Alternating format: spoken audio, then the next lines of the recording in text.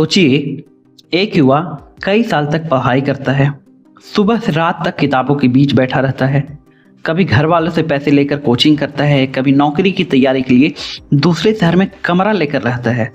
और जब आखिरकार सरकारी नौकरी की परीक्षा होती है तो सवाल उठने लगते हैं कि क्या भर्ती प्रक्रिया सच में निष्पक्ष थी।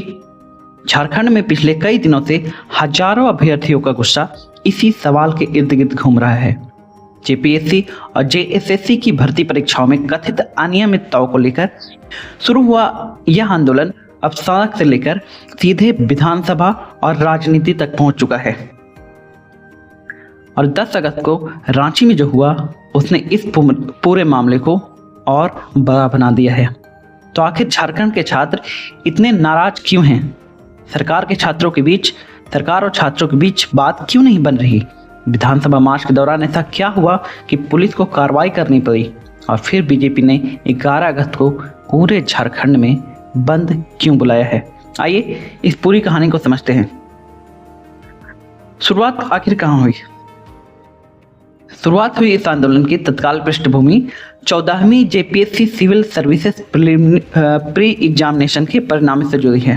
परीक्षा का रिजल्ट सामने आने के बाद अभ्यर्थियों के एक वर्ग ने परीक्षा और चयन प्रक्रिया में कथित अनियमितताओं के आरोप लगाए। प्रदर्शनकारियों ने मांग की कि जिन परीक्षाओं को लेकर गंभीर सवाल उठ रहे हैं उनकी निष्पक्ष जांच हो। कुछ अभ्यर्थी 14वीं जेपीएससी प्रारंभिक परीक्षा रद्द करने की मांग कर रहे हैं। साथ ही वे सीबीआई जांच या बाहरी विशेषज्ञों, सेवानिवृत्त न्यायाधीशों की समिति से जांच की मांग भी उठा रहे हैं। लेकिन मामला सिर्फ जेपीएससी तक सीमित नहीं है। जेएसएससी की भर्ती प्रक्रियाओं को लेकर भी अभ्यर्थियों के बीच सवाल उठते रहे हैं और इसी वजह से छात्रों ने जेपीएससी जेएसएससी रिफॉर्म मंच के बैनर तले आंदोलन तेज किया है। यह आंदोलन जब शुरू हुआ तो एक परीक्षा के जुड़े सवालों के रूप में सामने आया था, लेकिन धीरे धीरे धरना हुआ, प्रदर्शन हुए, भूख हड़ताल हुई और फिर विधानसभा घेराव की घोषणा तक मामला पहुंच गया। 10 अगस्त तक यह आंदोलन अपने 18वें दिन में प्रवेश कर चुका था, यानी करीब 3 हफ्ते से छात्र लगातार सरकार के सामने अपनी मांग रख रहे थे। क्या सरकार और छात्रों के बीच बातचीत से समाधान निकलेगा? सरकार और प्रदर्शनकारियों के बीच बातचीत के कई दौर हुए हैं, लेकिन रिपोर्टों के मुताबिक छठे दौर की बातचीत भी किसी अंतिम समाधान तक नहीं पहुंच सकी और इसके बाद छात्रों ने विधानसभा की तरफ मार्च करने का फैसला लिया।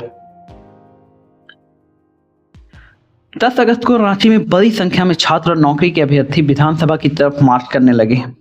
प्रशासन ने रास्ते में बैरिकेडिंग की थी, लेकिन प्रदर्शनकारी आगे बढ़ने की कोशिश करते रहे। स्थिति तब तनावपूर्ण हो गई जब प्रदर्शनकारियों और पुलिस के बीच टकराव की स्थिति बनी। रिपोर्ट के मुताबिक पुलिस ने भीड़ को रोकने के लिए पानी की बौछारें, बाद में लाठीचार्ज और टीयर गैस का भी इस्तेमाल किया है। कुछ प्रदर्शनकारियों ने घायल होने का भी दावा किया है। वहीं कुछ ने कहा है कि हमें रात में बैठाकर फिर से पीटा गया है।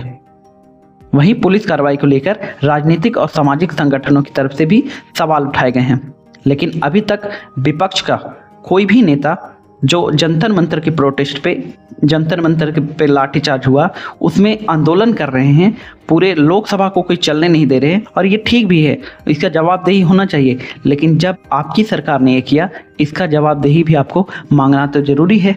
लेकिन अभी तक कोई भी विपक्ष का नेता का ट्वीट इस पे नहीं आया है। कार्रवाई से पहले जो मंत्री हैं,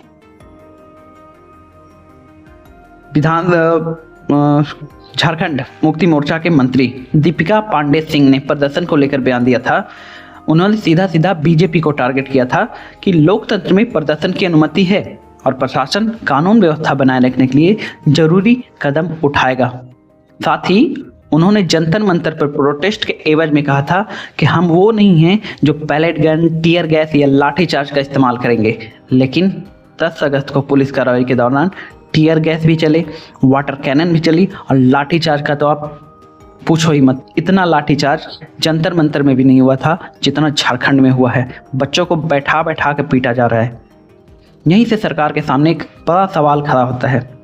अगर कार्रवाई जरूरी थी तो पहले कही गई बात और जमीन पर हुई कार्रवाई में इतना अंतर क्यों दिखाई देता है? अब इस सवाल का जवाब इस पूरे विवाद का महत्वपूर्ण हिस्सा बन चुका है। छात्रों का कहना है कि आंदोलन उनके भविष्य से जुड़ा है। उनकी मुख्य मांगों में भर्ती परीक्षाओं में कथित अनियमितताओं की जांच, जरूरत पड़ने पर परीक्षा रद्द करना और भर्ती प्रक्रिया में पारदर्शिता सुनिश्चित करना शामिल है। छात्रों का आरोप है कि अगर परीक्षा और चयन प्रक्रिया पर ही भरोसा नहीं रहेगा तो वर्षों की उनकी मेहनत का क्या होगा। उनका सवाल सीधा है, सरकारी नौकरी की प्रक्रिया में अगर अभ्यर्थी को सिस्टम पर ही भरोसा नहीं रहेगा तो वह अपने भविष्य पर भरोसा कैसे करेगा। लेकिन यहाँ एक बात साफ समझना जरूरी है, इन अनियमितताओं के आरोप के अंतिम रूप से सिद्ध तय के रूप में पेश नहीं किया जा सकता। अब देखते हैं सरकार का पक्ष क्या है। सरकार का कहना है कि छात्रों की कई मांगों पर बातचीत हुई है और प्रशासन उनकी शिकायतों को सुन रहा है। मुख्यमंत्री हेमंत सोरेन की ओर से विपक्ष पर छात्रों को नैरेटिव की तरफ ले जाने का आरोप भी लगाया गया है। मुख्यमंत्री हेमंत सोरेन जी का कहना है कि जो परीक्षा एजेंसी एग्जाम ले रही थी उसके द्वारा जानबूझ के करवाया गया, बीजेपी नहीं करवाया है। मतलब पूरा पेपर रद्द हो गया, ये हो गया, लीक हो गया, उसके बाद जाके विपक्ष को टारगेट कर दो और अपना पल्ला झाड़ लो। आंदोलन में बीजेपी की एंट्री भी हुई है।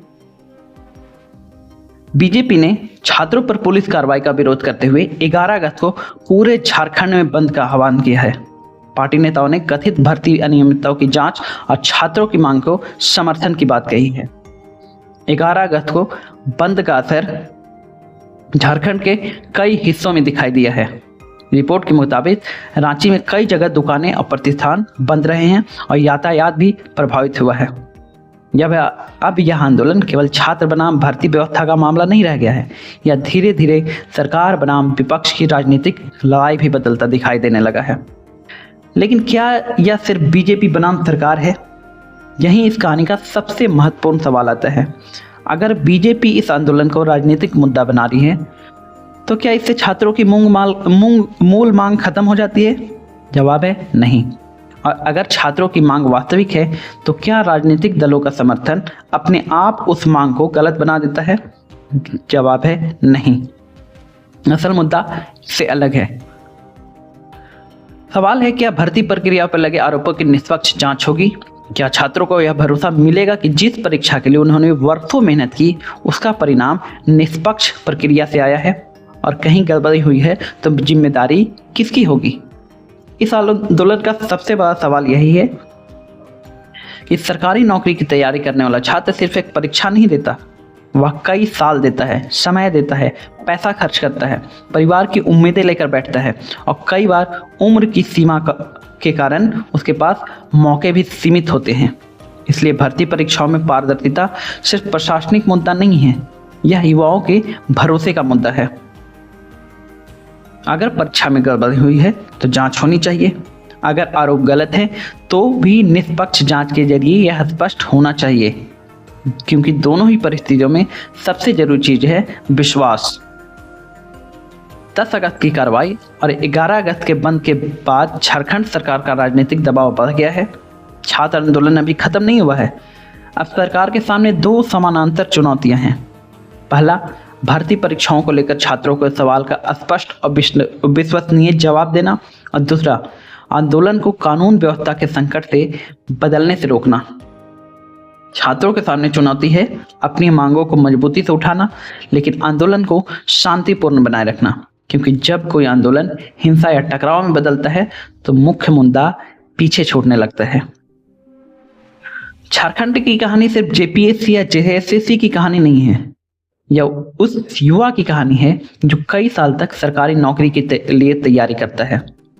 उस परिवार की कहानी है जो अपने बच्चे की पढ़ाई के लिए पैसे जुटाता है, और उस भरोसे की कहानी है जो एक अभ्यर्थी भर्ती व्यवस्था पे करता है। आज सवाल यह नहीं है कि आंदोलन में बीजेपी आई या नहीं, सवाल यह भी नहीं है कि सरकार विपक्ष पर क्या आरोप लगा रही है।